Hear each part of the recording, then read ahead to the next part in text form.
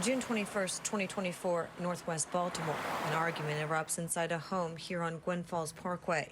Inside, investigators say a woman calls 911, but then quickly hangs up the phone. The woman reported she was in fear of her life and was unable to answer the phone when dispatch called her back. Investigators say 54-year-old Rodney Terry was armed and had the woman pinned on the couch by her hair after an argument inside the home.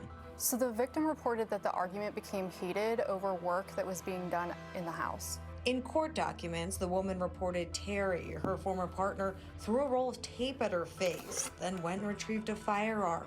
Here, the woman detailed Terry was swinging the gun in her face and threatening to kill her, all while holding her down on the couch by her hair.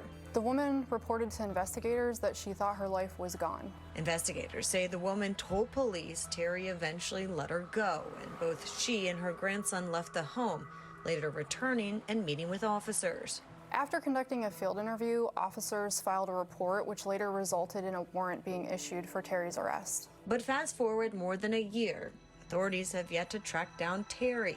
Federal investigators now joining the search. The federal charges include drug trafficking and also aggravated assault. Online court records show Terry's criminal history dates back to the 90s, with a history of arrests for assault, felony drug possession, and several domestic violence protective orders, the majority of those dismissed due to the petitioner failing to appear.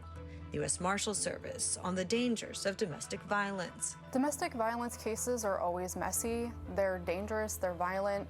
Oftentimes victims don't want to come forward or don't want to follow through with the process out of fear. Sometimes the ties to the individuals that have abused them are very strong and the victims end up going back. They also don't want to relive the trauma of having to testify in court. As for Terry, investigators believe he's still likely in the greater Baltimore region and are requesting the public's help in locating him. Terry has an exceptionally violent criminal history that spans decades. It's important that if anyone in the community sees him, that they report him to local law enforcement so we can keep the community safe and his victims, and also so he can answer for these charges.